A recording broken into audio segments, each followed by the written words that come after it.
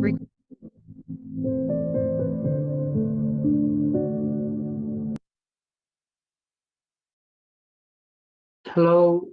everyone. Good evening to all of you and all the participants of tonight's event. We are glad to be with you again in another weekly event, as usual, on Saturday nights. MegaMind Plus Academy organizes an event, a webinar on a topic related either to education, training, or consultancy. And we invite a speaker, either national, local, or international, to talk about a subject, an issue that might be of interest for many people. As you may know, our events are usually 90 minutes long.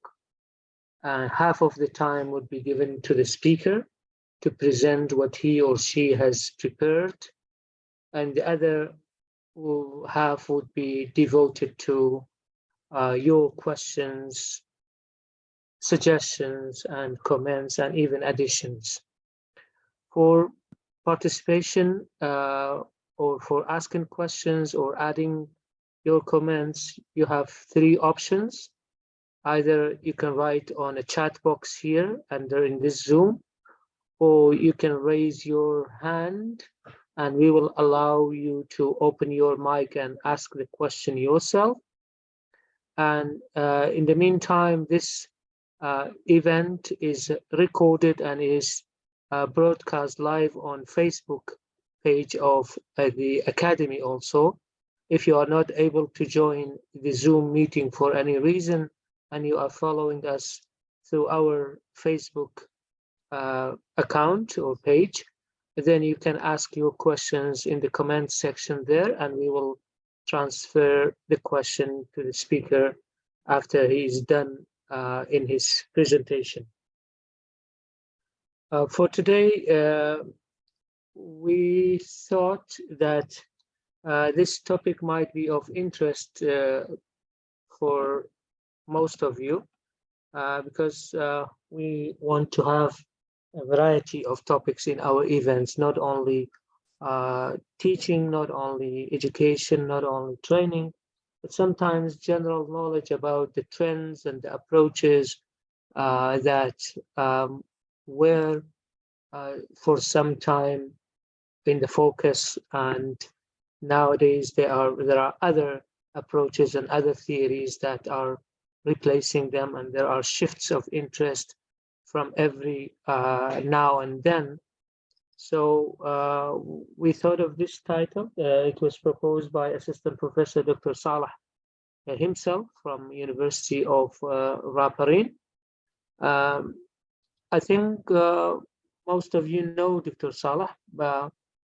He is a faculty member at the English Department, College of Education, Raparrin University.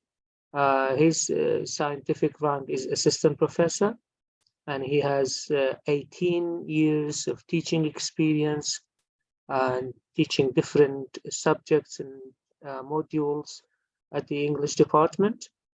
He has done so far published 8 academic papers.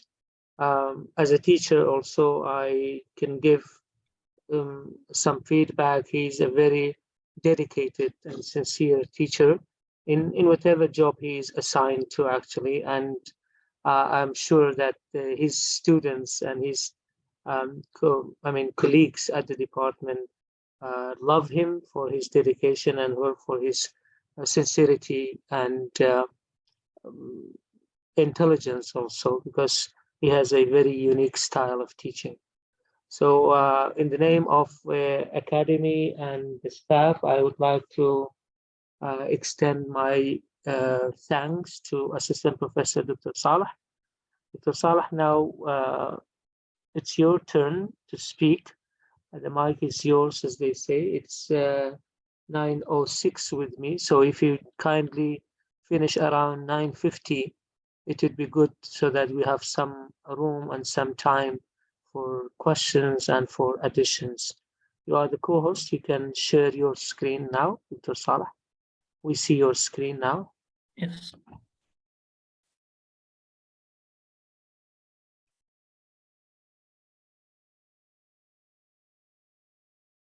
Assalamu alaikum. I'm very glad to meet you on this webinar. I hope we'll spend a fruitful time together. As you know, the title is very general, but we just wanted to share something with you concerning the linguistic movements in the 20th century, sorry. So there are some important points to be discussed concerning the linguistic movements of the 20th century. So I just want to shed light on the most important ones. This is the title, the first slide. If you make it the full screen, it would be better, Dr. Salih. Is that okay, Doctor? No, it is full screen now. Is that okay? Yes, yes. Now, Bismillah ar-Rahman ar-Rahim. We have introduction. In the introduction of the webinar, we have some key points to be discussed, and then going into the detail of each one. First, language, linguistics, and linguist. The second one, the principles of modern linguistics. The third one, what's wrong with it? Yes, functional structural linguistics, then functional linguistics, descriptive linguistics, and generative linguistics. Structural linguistics, the pioneer of this movement is Ferdinand de Saussure, a Swiss linguist, but teaching in France. The pioneer of functional linguistics is Michael Halliday, an English linguist. The pioneer of descriptive linguistics is Leonard Bloomfield, an American person. And the last one, generative linguistics, pioneered by Noam Chomsky, that all of us know who Chomsky is. Now, let's start from the first three key terms. Language. What's language? Language is a means of communication. The word communication has been highlighted. So why highlighting this term? Why focusing on this term? Because we must have two parties. Without having two parties, we can't have any communication. If you have only one party, language is useless, valueless. The value of language is obtained or is felt when you have two parties to communicate. So simply, we say language is a means of communication. But how to obtain this communication? It is not simply, and it's just focusing or looking at the term superficially. We see it's simple, but it's not that simple. In the coming slides, one of them is about the functions of language. This communication must pass through three stages. After passing these two stages, we can get a useful communication or a perfect communication. So provisionally, I will just talk about the communication, but later I'll explain how to obtain this communication by having the three different functions of language. Linguistics. Linguistics is the scientific study of language. Here, scientific study has been highlighted and the word scientific has been underlined. Why underlining the word scientific? We have to know that by scientific, we don't mean that language is a science like mathematics, like biology, engineering, chemistry. No, language is not a pure science. So by scientific, we mean objectivity. In language, what's scientific is objectivity. The opposite of objectivity, you know, is subjectivity. So in language or in linguistic studies, we have to avoid subjectivity and we have to be objective about any phenomena that we deal with. Objectivity is not an easy task. It is difficult, somewhat difficult. We can't say it's impossible. We say it's difficult. How? What's meant by objectivity here? Let's take some examples in our region.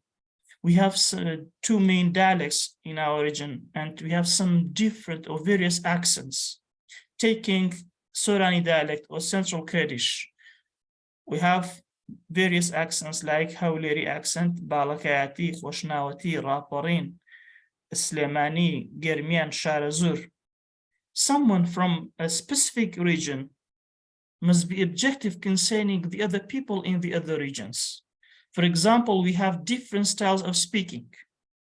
We have different words that are not pronounced or not used for the same object in all the areas. In linguistics, we have to be objective concerning the people from the other areas, how they speak, how they use the language, their accents. This is called objectivity. So it must be avoided from any social influences or social, let me say, bad influence by the speakers of the regions or the cities. In linguistics, we study language, but how to study the language in an objective way. Scientific here briefly means objective.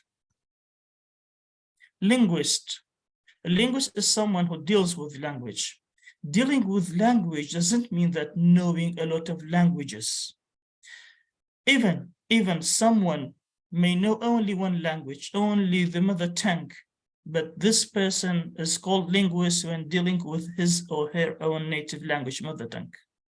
Someone from Kurdistan dealing with Kurdish language and not knowing any other languages, this person is called linguist because he deals with language. So we have to be careful about this.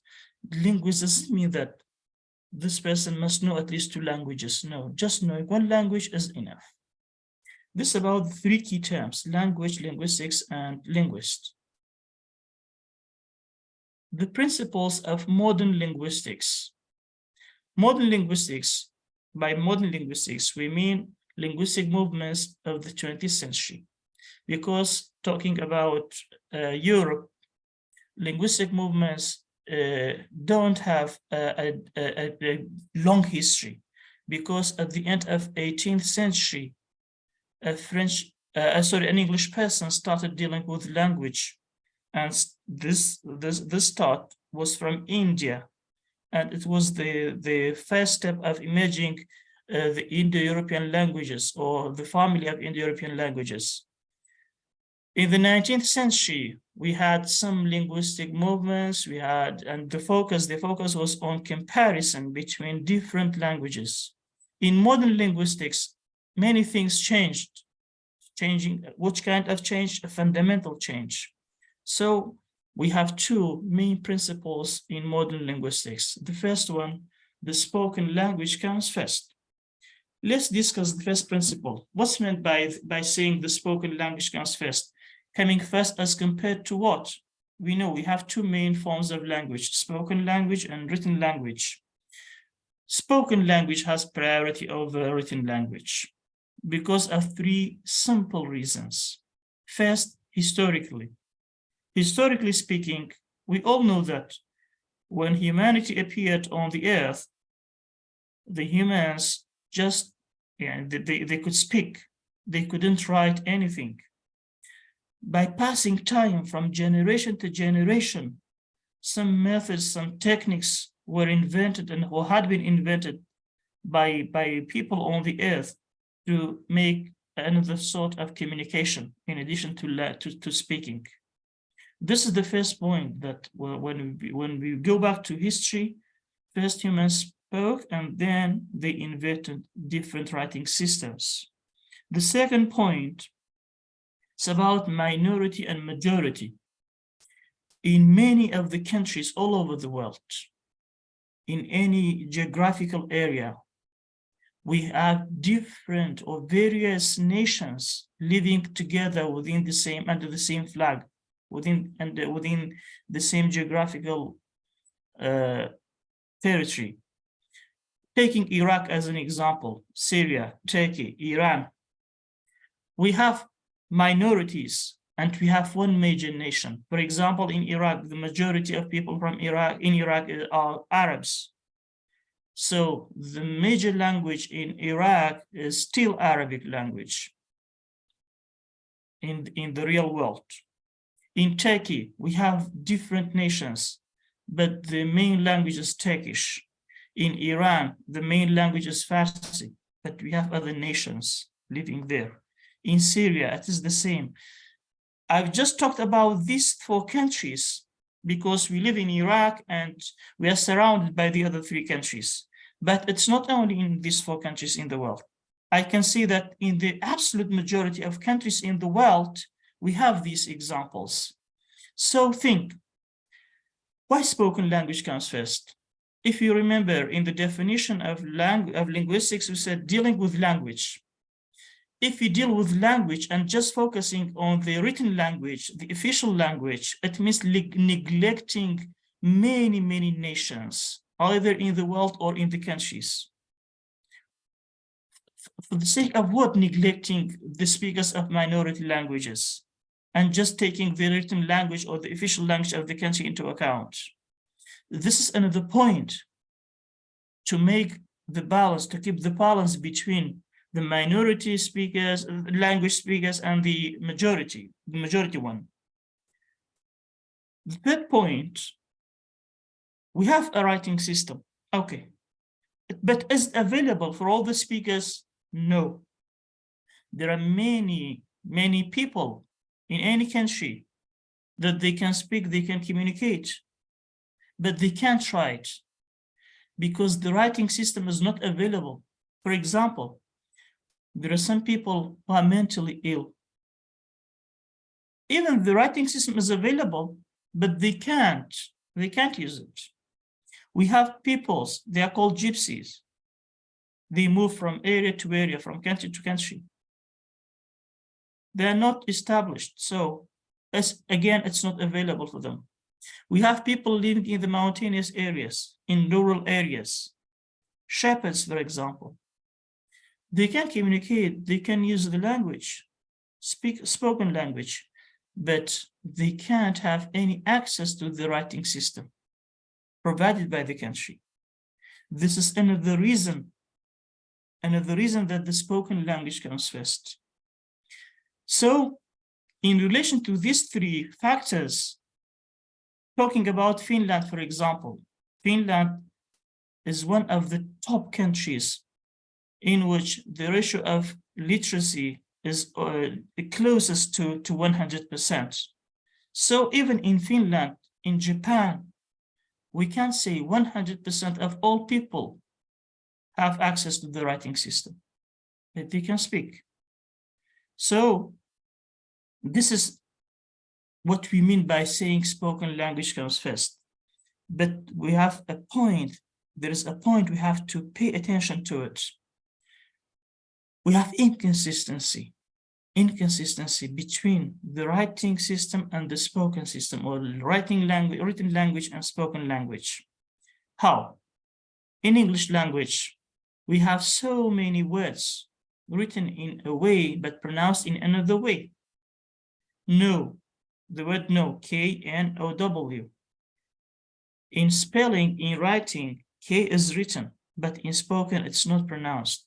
Though the final GH, walk, W-A-L-K. So many words are written in a way, but they are pronounced in another way. They have so many silent letters which are not pronounced. What is the reason of this inconsistency? In the past, all these silent letters were used to be pronounced by native speakers of English. But by passing time, some of these letters have been silent. What's the reason? The reason is language change. We know that language changes constantly, changing in all its aspects at all the levels, pronunciation level, meaning level, structure level. We know that nowadays English language is SVO, but in the past it was not SVO. Here, a question may arise. We have change in pronunciation, we have change in spelling, but why do you have so many differences between the words in English language? The answer is what? The answer is because the pronunciation changes too fast. The change in the spelling can't reach the change in pronunciation. This is the reason. This inconsistency not only available in English language, it's global, universal. It's found in all languages. Kurdish language, for example. We have two letters, two sounds in Kurdish language, which are written in a way, but pronounced in a different way. G and K. We write Gwe, but the majority of people in Kurdistan say Jwe. So G is written, but the pronunciation is something else. K, for example, you say K, you don't say K. Yes, some people may say K, but the majority, the absolute majority of people, I can say more than 80% of people say K. Though these two letters are pronounced as K or G in many other words, the change is not absolute, just found in a number of words or a number of positions. This about the first principle. The second principle, linguistics is descriptive, not prescriptive. By descriptive, we mean just describing the linguistic phenomena, not prescribing any rules. We don't have any space for do's and don'ts. We have no right to tell people what to say and not to say. People are free how to use the languages. The linguist has no right to oblige people using a certain accent and leaving out another accent. As we said in relation to objectivity, in Kurdistan, we have different regions speaking differently. So a linguist from Slemani has no right to oblige people from Awler to speak in the way that they speak in Slemani, and vice versa. For example, we say mal in Slemani, in Raparrin, in Germian, but in Awler, people say mar. So a linguist must keep this point in mind. Linguistically speaking, the linguist has no rights to tell people in Hawler, please don't say mar, because mar has another meaning, a snake in English. No, this is the way people speak in Erbil or in Hawler. This is what we mean by descriptiveness. We don't prescribe any rules in linguistics. Linguists are not judges, just observers. Linguists must observe the phenomena and describe the phenomena.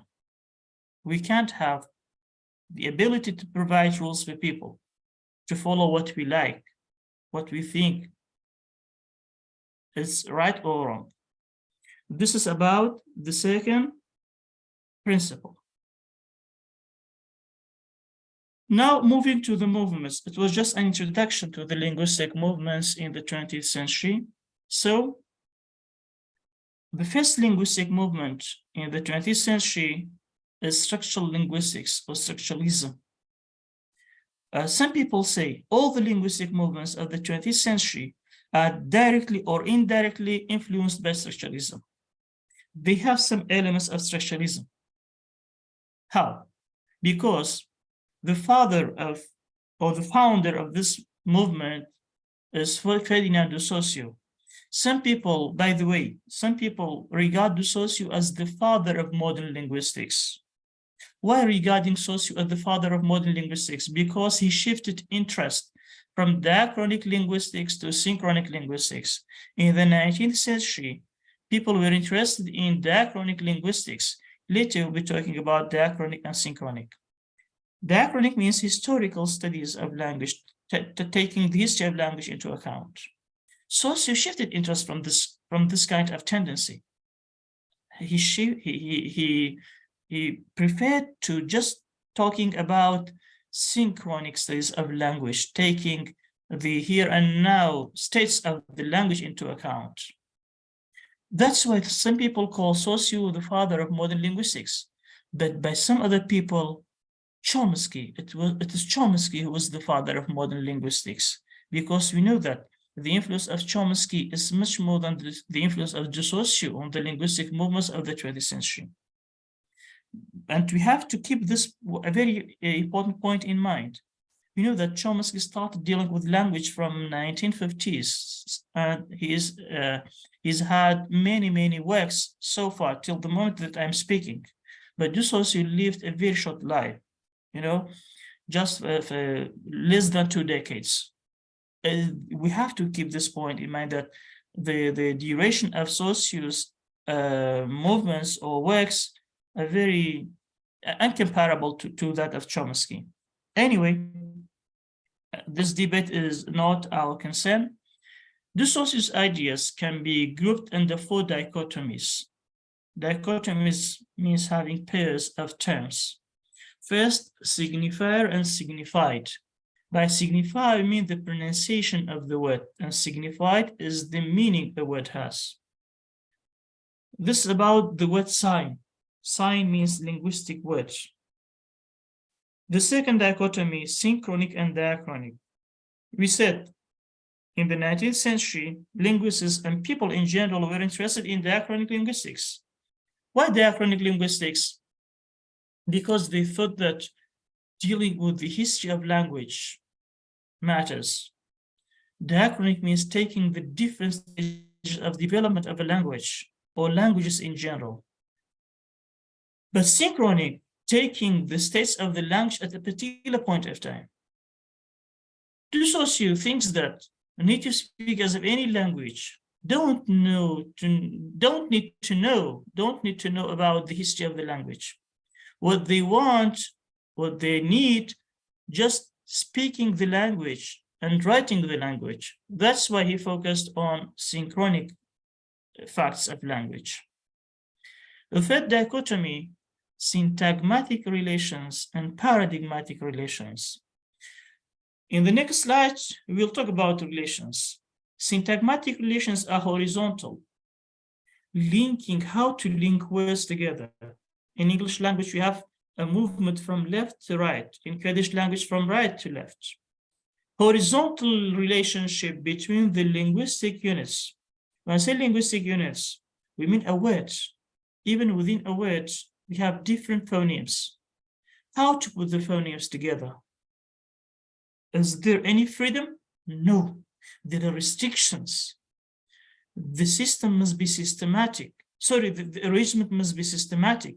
So syntagmatic relations refer to the combinations which are possible, not all combinations, only the combinations which are possible in language, in a language. When I say in a language, we have certain combinations which are permitted or possible in English language, but not in Kurdish language.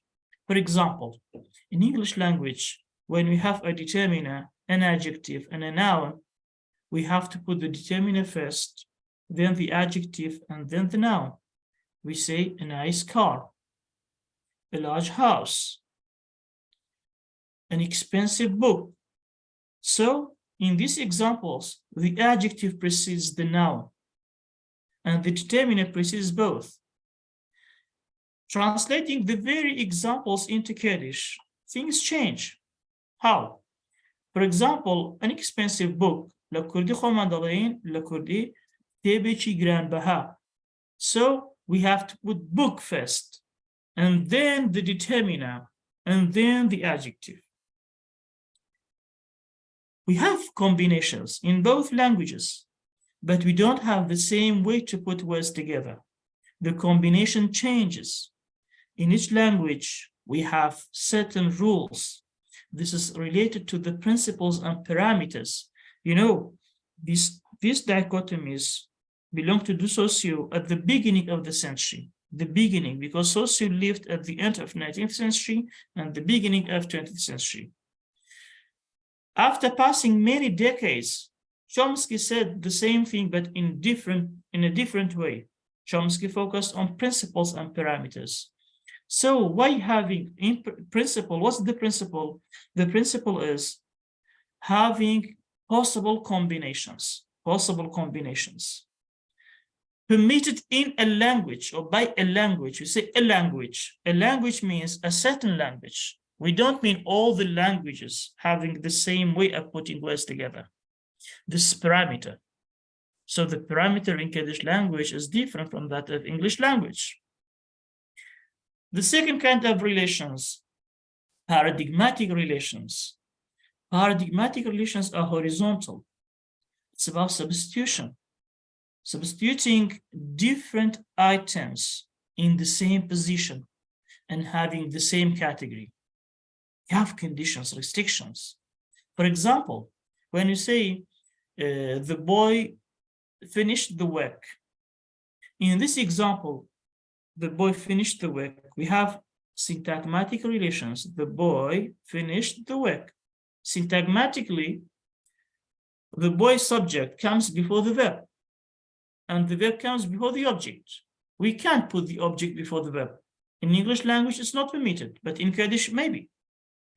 Paradigmatic relations, instead of the boy, we can have any other noun phrase, but with a condition. This noun phrase must be animate, must be human, because finishing something, doing something, the doer of the action must be human being. The boy did the job, he did the job, the man did the job, she did the job. We have noun phrases. So noun phrases are substituted in the same position. The elements which undergo the change must belong to the same category, the same phrasal category. Verb phrase in verb phrase, and so on. Langue and parole. Langue is the language system which is abstract in mind. Parole is the substantiation of this abstract system through speech. It is just like what Chomsky calls competence and performance. Langue is the language system in mind, in the mind of the individual. But parole is the representation of what you have in mind. I want to attract your attention to one point here. Saussure was influenced by a French sociologist, Émile Durkheim. Because of this influence, Saussure sees language as a social phenomenon, as a social fact. How? We have langue and parole, langue in the mind of the individual, but parole is speech. How to make a relationship between this dichotomy and saying language is a social phenomenon? It's very easy. We can establish a relationship. So in the mind of the individual, we have the language system. In a community, in a class, in a family, we have a number of people. In a family, maybe less than 10 people, more than 10 people. In a city, we may have thousands of people, right? In the mind of any individual, the language has been implanted in the mind of the individual. In each individual has the language system in mind, but when they communicate together, we have a network of relations. This network of relations makes language a social phenomenon. At that time, language comes into the society. Language moves out from the mind of the individual to the society. This is what we mean by language is a social phenomenon or a social fact. Language is a system of relations. This is the main dictum of structural linguistics or Saussure's ideas. A system of relations. Look, you say language is a system. Language is not just a collection or heap of items, haphazard heap of items. No. In any part of language, there must be a system. And this system is based on relations. What do you mean by a system of relations? We have a quote. The quote is from Saussure himself. Language is a system of relations with no positive terms, only differences. No positive terms. Positive here means identical. Identical. In language, taking any piece of language, taking a paragraph into account, a sentence, a phrase, even a word, each unit that I mentioned must contain or must include some elements. For example, in a word, we have a number of elements, number of components, which are phonemes. In a phrase, we have a number of words. In a sentence, a number of phrases. In a paragraph, a number of sentences. So, if all the sentences in a paragraph, all the phrases in a sentence, all the phonemes in a word, if they are the same, we don't have any relationship. We don't have any relationship because the relationship is established between different elements. So in a word, we must have different phonemes. We can't have 3 or 4 identical phonemes. The word is not available at that time. In a sentence, in a phrase, sorry, we must have different words, not identical words. Otherwise, we don't have any phrase. And it is the same for sentences and paragraphs. Another quote, again from the socio, it is the relations between elements in the system rather than the elements themselves which are meaningful. I've highlighted the elements themselves in red, which means it is not allowed, and the other one in green, which is allowed. We know that a word, a phrase, a sentence, a paragraph, any production of language must be meaningful. Our destination is meaning. Anything that we say, even an utterance, which is utterance, you know, that refers to any stage of talk, any piece of speech is utterance. It must be meaningful. Just saying shh is an utterance. It has meaning. Keeping quiet. So meaning matters. Meaning matters. But how to obtain meaningful units, meaningful items? The answer is easy. The relationship between elements give us meaningful units, not the elements themselves. In the first item, we said the items must be different, not the same, not identical. In a sentence, let's take a sentence, an example. The man repaired the car. The man repaired the car. We have 3 different constituents. 3 different constituents. If we say the man, we don't have any sentence because the elements are identical. Okay. Now the man repaired the car. We have 3 different constituents. But how to get a meaningful unit? How to get a meaningful sentence? By establishing a relationship between these elements. It means the elements mustn't stand alone. Taking any element individually, the man alone, repaired alone, the car alone, we can't have any meaningful unit. We can't have any meaningful sentence. Why? Because there is no relationship between the elements. We have to put all the 3 elements together and establishing a relationship between them, then we can have something meaningful. If we take any constituent in isolation, we can't have any meaningful unit. It is just like we have a comparison. Socio compared language to a game of chess, but you know, nowadays football is much more familiar or popular than chess. It's the same in a football team. In a football team, you have 11 players. Is it possible to have 11 goalkeepers in the team? No. 11 defenders? No. 11 midfielders? No. 11 strikers? No. We must have different players playing in different positions. It is the same in language. The same in language. And it's not enough to have 11 players. It's not enough to have different items, different constituents. There must be a relationship. So if all the 11 players, yes, we have 11 players playing in different positions, but is it possible for the team, for each player to play independently, not cooperating with his friends or colleagues? No. Each player must be related to his friends, his teammates. Between the teammates, there must be a good relationship. Otherwise, we don't have any team. It is the same in language. I hope the message is clear now. Now, the second movement. I'm sorry, I have to go very quickly through the movements because we don't have enough time to talk about each movement in detail. Functional linguistics. Functional linguistics is in Europe. Structural linguistics also in Europe. We have to know one important point. If you remember in the introduction, we had 4 movements. In addition to these four movements, we have other movements. For example, the Prague School. Prague School focused on phonology, the sound system of language. We have Copenhagen School. We have London School. We have other different schools or different movements or approaches, but they are minors. In this webinar, I've just focused on the four main movements.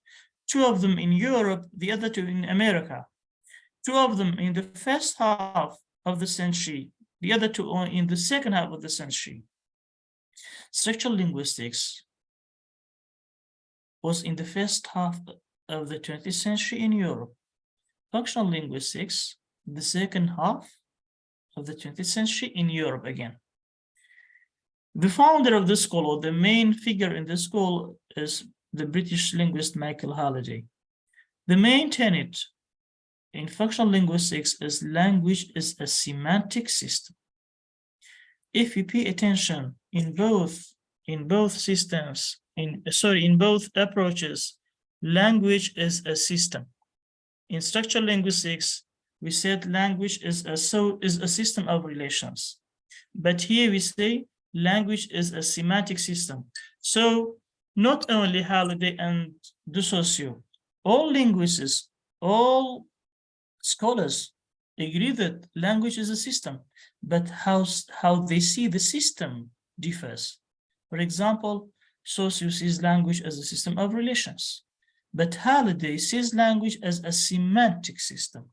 A semantic system means a system for expressing meaning. So, a system for expressing meaning. In functional linguistics, meaning matters. So, by the way, the development of this kind of linguistics was a reaction to the more abstract approaches associated with Chomsky and transformational grammar. Chomsky started dealing with language in the second half of the 20th century in America. So, functionalism was a reaction against generativism and exactly against Chomsky's ideas, because what Chomsky focused upon at that time was the form of language. But Halliday thinks that what's more important is the function, or the function of the linguistic units, the semantic role of the linguistic units. How to say that what matters is the semantic role, not the function, not the role? John broke the window. In this sentence, John broke the window, subject, verb, object. When passivizing the sentence, we say the window was broken. The window was broken.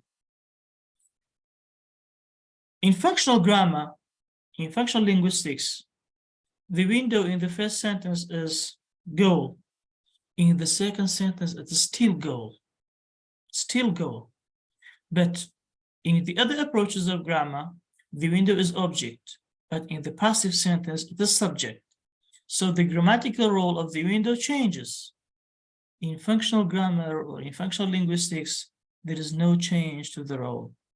Why there is why no change in the role? Because in functional linguistics or in functional grammar, the meaning is important. The structure of the sentence, the structure of the linguistic unit is not important. The semantic role of the unit is important and is the focal point. This is what we mean by saying language is a semantic system. It means a system for expressing meaning. Structure is not important. It is not structural linguistics. In structural linguistics, we said language is a system of relations. You know, in all the dichotomies of Saussure, especially the syntagmatic relations and paradigmatic relations, the focus was on the structure of the linguistic units. But in functional linguistics, no, the structure is something marginal. The central point is the meaning.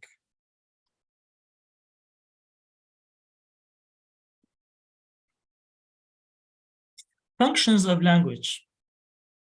We have many authors, many scholars, many linguists talking about functions of language in different ways. But here, if you remember in the first slide, we said language is a means of communication. And we said this communication must pass through 3 stages. These are the 3 stages that we want to talk about. First, ideational function. Ideational function of language, that means the use we make of language to conceptualize the world. Conceptualizing the world is what? In the world, in the physical world around us, there are so many items, so many objects, so many phenomena. The first step is conceptualizing what we have in the real world in our mind.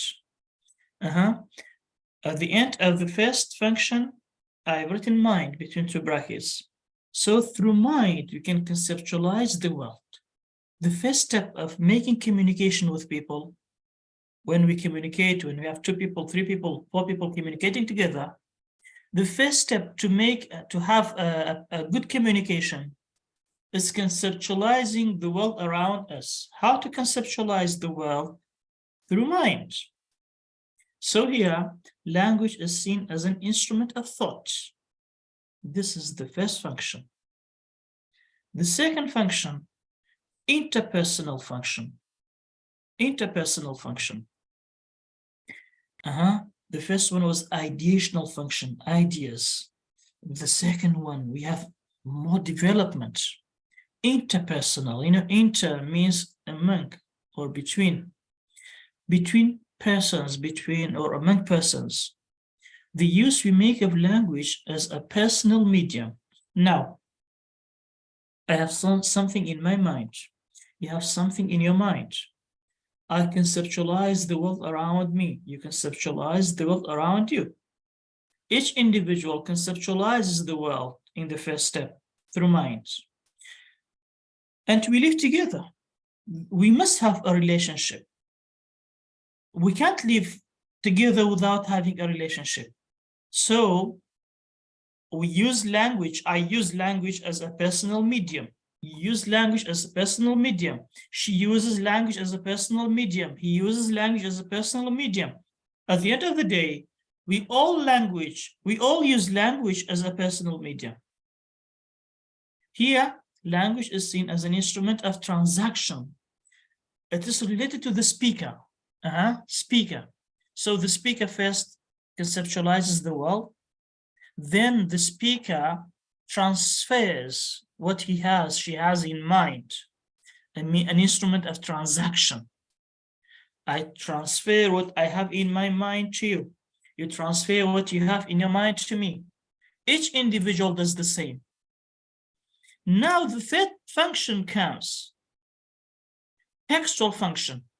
The use we make of language to form texts. Text here may be spoken, may be written. We have to be careful about this. Language is seen as an instrument of communication. In the first step, communication comes. Speaker plus listener. So in the first step, each individual conceptualizes the world through mind. Then each speaker transfers what she or he has to the second person. And the second person does the same. When I'm the speaker, you're the listener. When you're the speaker, I'm the listener. When you transfer your thoughts to me, I have to listen to you. When I transfer my thoughts to you, you have to listen to me. So in the first step, both the listener and the speaker and the listener are involved in the situation. When both are involved, then the communication is obtained. The communication is obtained when you have both, the speaker and the listener. This is what we mean by saying language is a means of communication.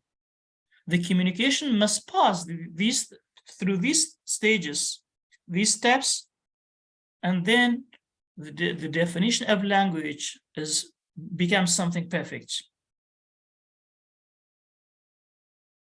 Descriptive linguistics. I'm not going to talk about descriptive linguistics in detail because it's not very important, but it was available. We have to say something about it.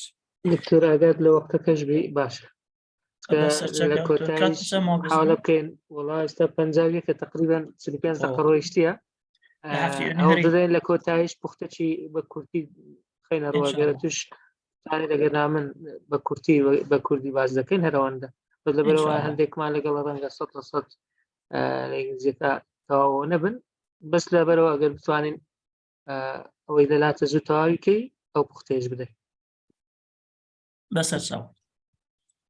Descriptivism's goal was accounting for an observed corpus of linguistic data. Here, they focused only on observed data, what's available in the world. They neglected the mind. They neglected the native speaker's capacity or ability. They neglected the native speaker's competence. They neglected intuition. Just observing, accounting for observing corpus of linguistic data, nothing else. The pioneer was Leonard Bloomfield, who published his famous book, Language, in 1933. So that's all about descriptivism. The most important movement or the most important school in the 20th century is generative linguistics. Chomsky's ideas was totally different from the descriptivist ideas in America. Chomsky doesn't reject the dictum in observing or taking the observed data into account. It's also important to Chomsky, but Chomsky added something else, which was overlooked by descriptivists: the role of mind, creativity, native speakers' intuition. This is the difference, or the key point, or the remarkable point, or the remarkable difference between descriptivists and generativists. A turning point, we can say, a turning point in the linguistic studies in America. So the pioneer of this school is Abraham Noam Chomsky, who was born to a middle-class Jewish family in Philadelphia in 1928, obtaining a PhD in 1955, published Syntactic Structures, a monograph, in 1957, currently Professor Emeritus at the Massachusetts Institute of Technology, where he has worked since 1955. Professor Salih, well known for his track and views on the United States foreign policy. We may know this all. His latest work was in 2015, as far as I know. His latest work on language, was published in 2015 under the title Problems of Projection. I used this paper in one of my researches, and he's still alive, you know. I focused on generative syntax. In generative linguistics, we have many subdisciplines, but the most important one is generative syntax. We have different stages of development, different versions. First, PSG, focusing on PS rules in declarative sentences. PSG means phrase structure grammar. It's not about Paris Saint-Germain football club. 1957. This is the first version of generative syntax. Then standard theory, the beginning of 60s till 1965. The subjects which were focused upon in standard theory were psycholinguistics. In psycholinguistics, competence and performance. Competence is the native speaker's ability to produce language without going to schools, without going to academic institutions. Competence, something in the mind, God-given, you can say. Performance, how to use what you have in mind. And the second discipline in standard theory was syntax. In syntax, neglecting the role of meaning. At that time, Chomsky thought that syntax is not based on meaning. There is a famous sentence first said by Chomsky: "Colorless green ideas slip furiously." In this sentence, you have a perfect sentence in terms of structure, syntactically, and it's meaningless, nonsense. Focusing on transformations, again, it was another thing in syntax, deep structures and self structures. Deep structure is a kernel sentence having SAAD features: simple, active, affirmative, and declarative. Self-structure is changing the sentence in any way, becomes self-structure. For example, by changing the aspect from simple to continuous to perfect, by changing the sentence from affirmative to negative, from active to passive, from declarative to interrogative to imperative. This is about deep structures and self-structures. Then Chomsky revised standard theory because he was criticized by many scholars of that time because of neglecting meaning. So in extended standard theory, extension, adding meaning components. So what's the extension in extended standard theory? Briefly speaking, the gist was adding meaning component to the movement. It was in the early 1950s. Then extended standard theory was revised by Chomsky himself. Revised extended standard theory, REST. Here, in this version of generative syntax, we have the appearance of XBAR theory. XBAR theory, mid-1950s. Then, another movement or another version is GB, given binding theory. Principles and parameters on the base of 7 modules. GB theory is also called principles and parameters theory. The modules of GB, you know that government theory, binding theory, bounding theory, case theory, XBAR theory. So in 1981, we have a totally different version of generative syntax. Then finally, the last version of Chomsky's grammar is minimalist program. Minimalist program first emerged in 1993. The first or the most important point in NP minimalist program is the principle of economy. Principle of economy means decreasing the components of linguistic structures. Then interface levels. Interface levels mean phonetic form and logical form, PF and LF. Phonetic form is about the pronunciation. Logical form is about meaning. So these two forms have a sort of relationship, so interface levels. Another point, ejecting XBAR theory from the grammar. How to obtain the principle of economy? By ejecting some elements. So XBAR theory was one of them. Another point is numeration. In numeration, we have establishing a relationship between the phonetic form and logical form through movements. The movements may be covert, may be overt. Overt movement we know in English language. When changing a sentence from declarative to interrogative, we have WH movement. So it's overt. In passivizing a sentence, in fronting, in clefting, we have overt movement. In English language, overt movement is very common. Another movement is covert movement. Some people say covert movement means no movement.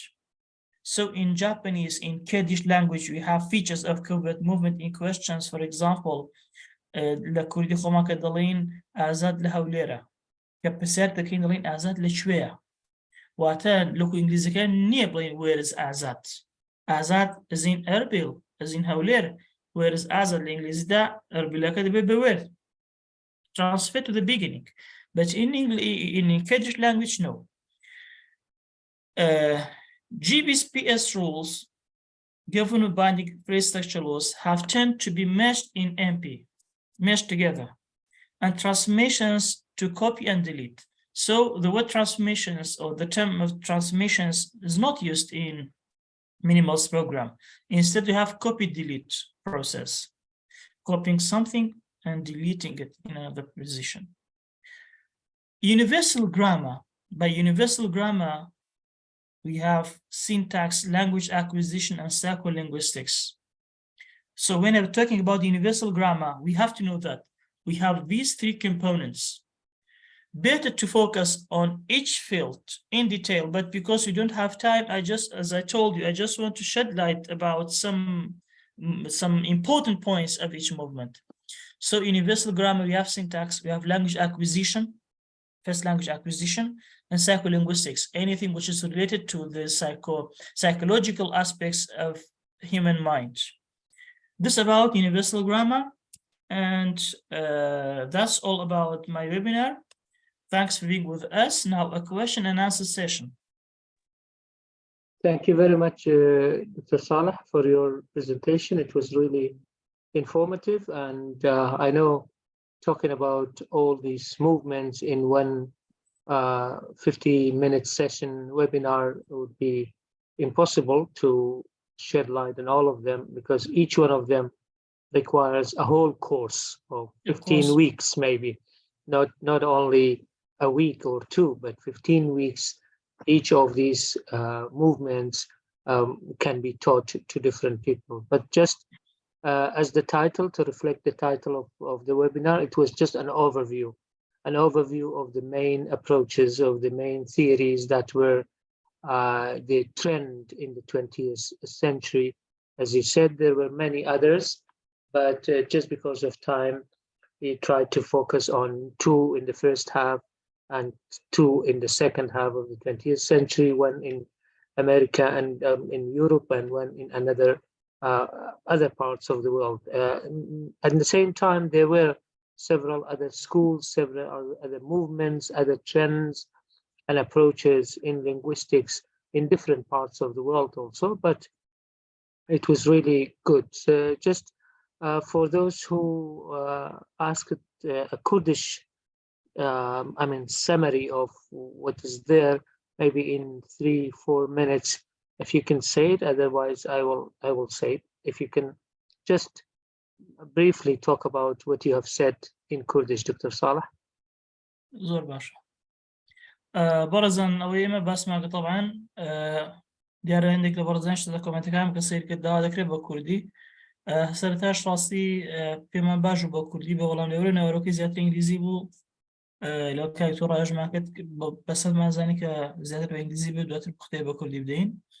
طبعاً ئەوەی ئێمە باسمان کردووە کە لە سەرەتاوە یعنی باسی بکەینەوە زمانەوانی مۆدێرن، یان زمانەوانی لە سەدەی 20دا. کۆمەڵێک شت هەیە دەربارەی زمانەوانی، طبعاً هەر کەس بە بۆچوونی خۆی قسەی لەسەر دەکات. مەسەلەی زمانەوانی دەبێت سەرەتا بزانین زمان چییە، زمانەوانی چییە، زمانەوان چییە.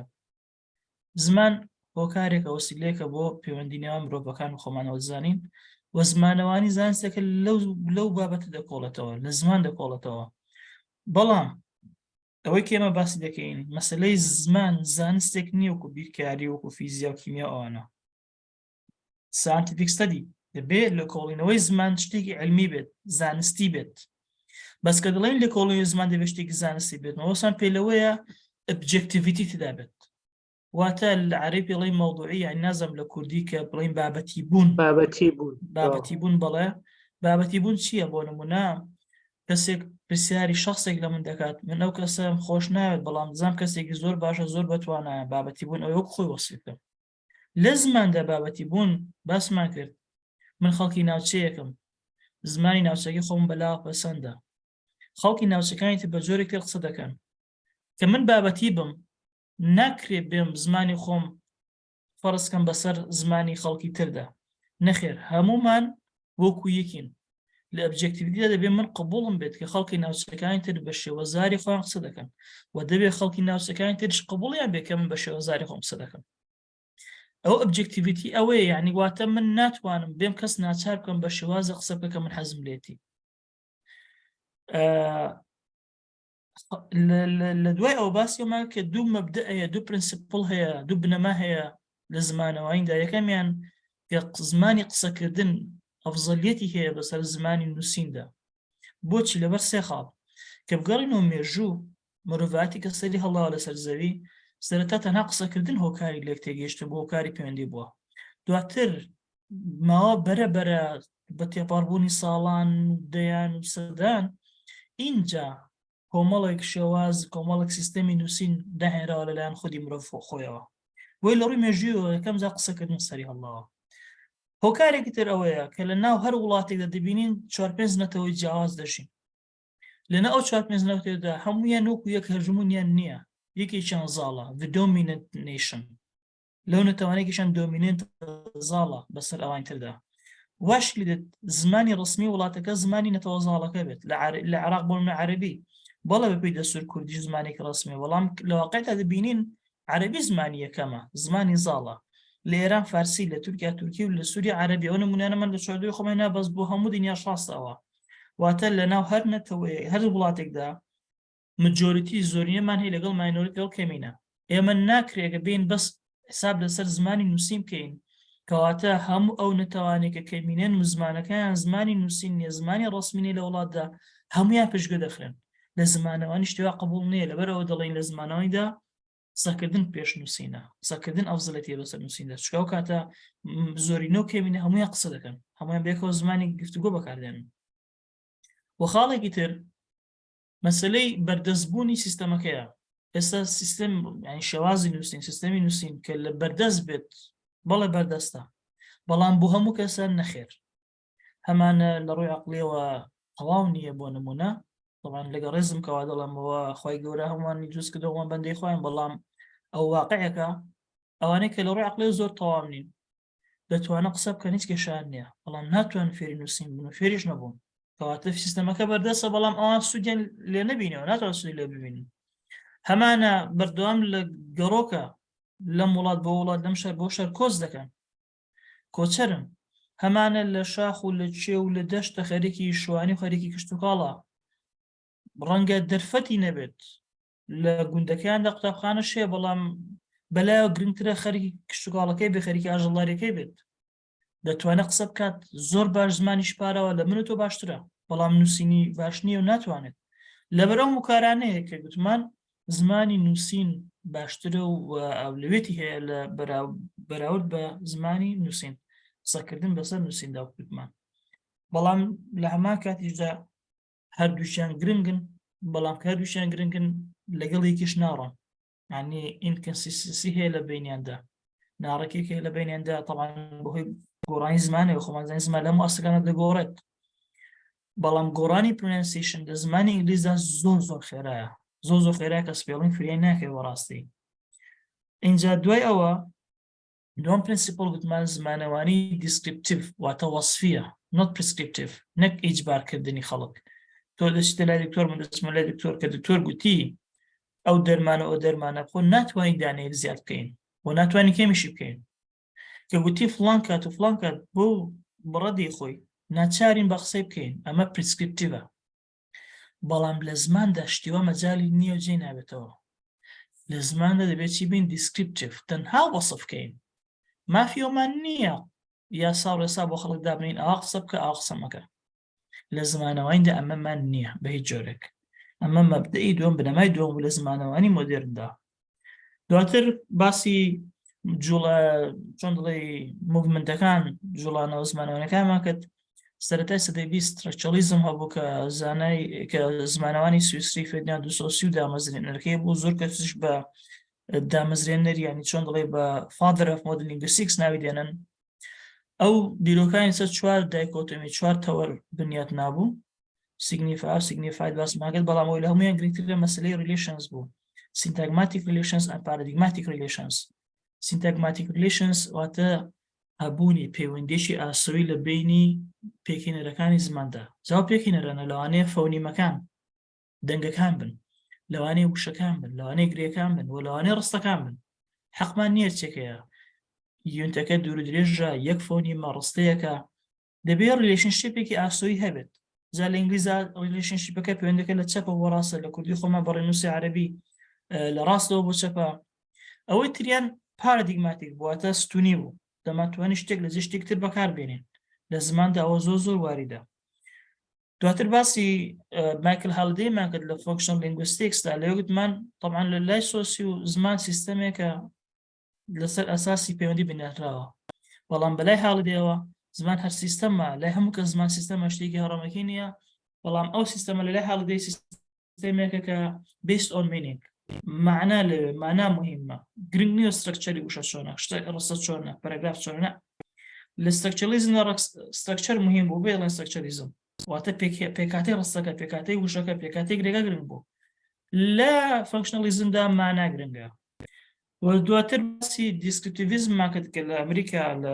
سەرەتای سەدەی بیستەم هەبوو لە نیوەی یەکەمی سەدەی بیستەم طبعاً ئەوان تەنها تەکیدیان لەسەر ئەو شتانێک کردەوە کە واقعی و بەردەستە ئەوان یعنی متەئەسیر بوون بە جوڵانەوەی بیهیڤیریزم لە بواری سایکۆلۆژیدا زیاتر ڕەفتاریان بەلاوە مهم بوو بەڵام چۆمسکی هات ڕەخنەی لێگرتن پێیوتن کە ئەوان ناپێکاوە لەبەر ئەوان هەرچی پەیوەندی بە مایند بە مێشکەوە هەبوو پشتگوێیان خستە بوو دواتر چۆمسکی هاتە مەیدانەکەەوە لە ساڵی 1957ەوە تا ئێستاش لەگەڵایە بەردەوامە من بەپێی معلوماتی خۆم تا 2015 دڵنیام کەشتیە بۆ چکە من بخۆم باسیکەم بەکارێنەوە نازانم دە 2015 کەشتی هەبێتیان نە بەستا و کاتە دڵنیام کە هێتی با تۆ حسابکە ینی 6 ساڵ لە بواری زمانەوەیدا کەم نییە بەڕاستی چۆمسکی بۆیە هەندێک خەڵک دەڵێن the father of modern linguistics is چۆمسکی هەندێکیان دەڵێن باوکی زمانەوانی سەردەم چۆمسکیە نەک دوسۆسیو بەس نابێ ڕەخنەش لە دوسۆسیو بگرین لەبەرەوەی تەنها کەمتر لە 20 ساڵ لەو واردایش کە دۆ ژیاوە تەمەنی کەم ژیاوە بەراورد بە چۆمسکی بەرحاڵ ئەوەی چۆمسکی طبعاً لە چەند تەوەرێک دەتوانین جێ بکەینەوە بەڵام هەرە مهمەکان سینتاکسە لە بواری سینتاکس لە بواری سینتاکسیشدا کە لە 1957 دەستی پێ کرد چەند ڤێرژنێک لە تیۆریەکانی هەبوو کە لە پێشتر باسمان کردن هەر لە ماوەی دەیەکدا لە 60ەکان دوجار لە 70ەکان دوجار ئەپدەیتی کردوتەوە لە 80ەکان جارێک ئەپدەیتی کردووە لە 90ەکان جارێکتر ئەپدەیتی کردووە وە لە 2001 ئەوانەشدا دیسانەوە فەیس تێری هەیە بەڵام لەبەر ئێمە باسمان لە سەدەی 20 کردووە ناتوانێت سەدەی 21 لەنە لە 21 مینی MP مینیمەڵ پرۆگرامیشی دیسان ئەپدەیت کردوتەوە نایرنەوە فەیس تێری بەس ئێمە باسێمان نەکرد چکە لە دەرەوەی سەدەی 20 بەرحاڵ ئەوە پوختەیەک و دەربارەی وەبینارەکەی دەست خۆش بیت. Thank you very much, Dr. Salih, again for your presentation and for the informative overview of the approaches. Actually, now it's time for questions. If you have, you can raise your hand. Until people get to that point, we have 2 questions in the chat box. I think one of them was from Bechal Khosret. She says, Dussassir said that there is a kind of similarity between language and the game of chess. How is that, if you can explain it? That's one question. The other question is from Sazan Said Gul. She says, how about the communication of people nowadays, especially among the youngsters, using very strange short texts without academic approbation? And don't you think that this would be a threat for mother languages or for formal language in the area? Okay. If we try to shed light on these 2 questions and then we wait for others. Inshallah. Concerning the first question, I think I mentioned or I talked about this. Dussossio compared language to chess. In chess, in this game, we have different items. We don't have the same items, different items on the board. Each item has its function. We have differences. So in this game, we have different items and the items are related together. There's a system. In language, it is the same. But instead of making a comparison between language and chess, I compared language to football, which is nowadays one of the most, or the most popular game in the world. That's why I compared it. I'm sure less than half of people may have knowledge about chess, but I can say nearly 100% of people have some sort of information about football. That's why I compared language to football. This is about the first question. The second question, among youngsters, we have different or you can say strange methods or ways of communication. It's okay. What matters is communication. Communication is the destination in language, right? We have slang language, we have informal language. In all cultures, we have such a kind of communication. So we have, when we said linguistics is descriptive, not prescriptive, this is what we mean. We can't oblige people, don't use these expressions. No, they are free. They are free. This is one of the principles of linguistics. Of course, linguistically speaking, I'm not talking about the cultural norms. I'm not talking about the authority or administrative rules and regulations. Thank you, Dr. I hope Salih. it's clear now. Yeah, it was good. Thank you. Just to add upon that, comparing language to a game, language can be compared to any game, because, as you said, language is a system and games must have a system. And usually the comparison is on three foundations. First, what is the aim of a game or the game that you compare language to? The game, I mean, it's either to score a goal or to win an argument, or in language, it is the same also. Why do you communicate? Why? Either you want to impart knowledge, you want to convince somebody or persuade somebody to agree with you or to do something like that. That's one foundation. The other thing, the principles of the game. As you said, in soccer, only 11 players can play at one time. You might have a list of 20, 22, 23, but only one principle is that a specific number of players will play. Either it is football or volleyball or basketball or table tennis or chess even.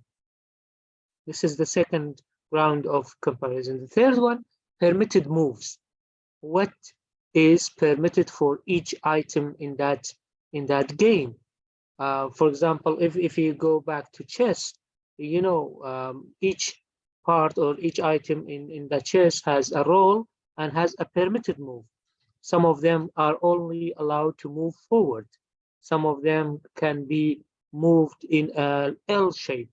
Some of them can move in all directions. I mean, so the same in language also. Linguistic items some of them have some restrictions, as you said. They are permitted in some places and not permitted in others. As the example you gave, that the boy finished the job, the items that can replace the boy should be something capable of finishing a job. Not necessarily human, but capable of finishing a job, because nowadays computers can finish a job also. So, I mean, you say capable of finishing a job. But definitely language nowadays is considered to be a complicated system, and games also are like that. So I just wanted to add this, Dr. Salih, with your permission.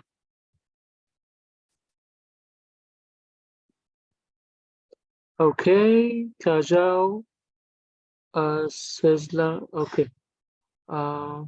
Thank you very much. I think we have one Kurdish explanation.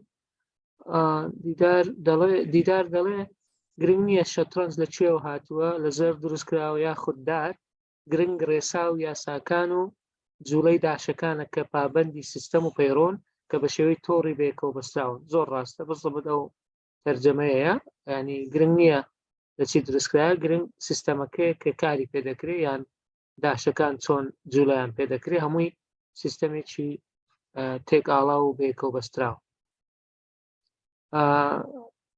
لاڤان دەستی بەرز کردەوە، بزانم دەیەوێت قسە بکە. بەڵێ لاڤان فەرموو. Lavan, go ahead, please. So thank you. I'd like to thank the doctor. I have a question about, there was a question in the chat. Someone asked if new slangs and new words used by young people is a threat to language. And I'd like to say that English used to come from Germanic languages, and also French language contributed to English. And I'd like to say, isn't that all right if it meant to enrich the language, like make language more rich and have more vocabulary? Why is it a problem if we borrow words from other languages? Sorry, I couldn't hear your voice very well. She was commenting on the second question, whether the language used by youngsters is a threat to the mother tongue or to the mother language of or the nation. She said, isn't it okay, because English language has borrowed a lot from French and from other ancestor languages also. Isn't it I mean, a way of enriching language?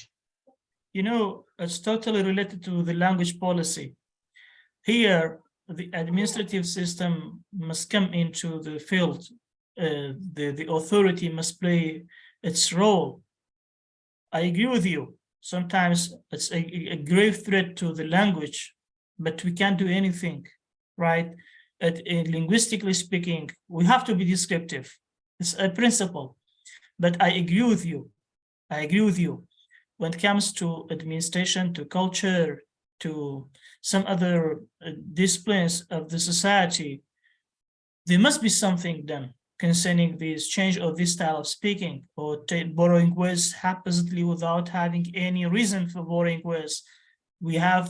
Sometimes you have a very perfect word in Kurdish language, but we don't use it, and taking another word from English language and killing the Kurdish word with our hands. I agree with you, but we can't do anything here.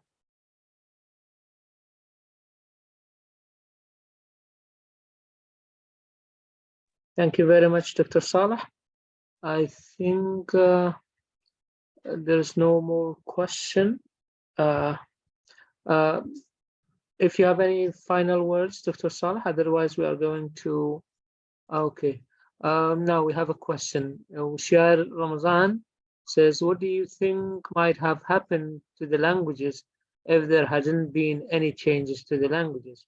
Don't you think that things might have happened the same as they are now? You can read it from the chat. Also, asking such a question is like that. Is it possible for humans to live without breathing, to live without food, to live without water? No. Change is the nature of language.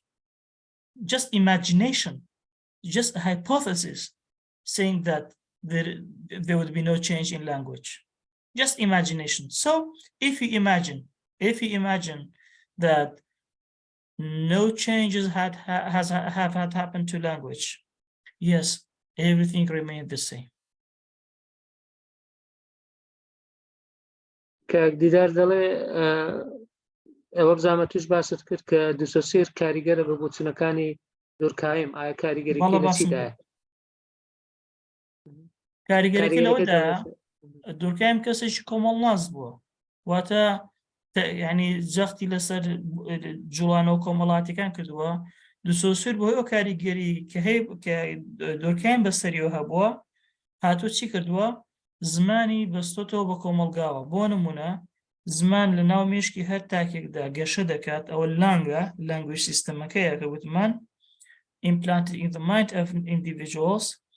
لە مێشکارێکێکماندا ئەم سیستەمە هەیە، من تۆ ئەو ئەوی تر. دواتر دێن ئێمە گفتوگۆ دەکەین، کمیونیکیشن دەکەین، پەیوەندی دەکەین بێکترەوە لە ناو کۆمەڵگادا. ئەو کاتە لانگویج زمان دەبێتە بابەتێکی کۆمەڵایەتی، دەبێتە ڕاستیەکی کۆمەڵایەتی. مەبەستەکە ئەوەیە. Okay, زۆر باشە. فریاد بانیمارانی, according to language changes, does it cover all areas of language? For example, pronunciation, spelling, and grammar? Of course. Also? Yes, of course. We have so many changes. We have so many examples for any kind of change, for any change at any level.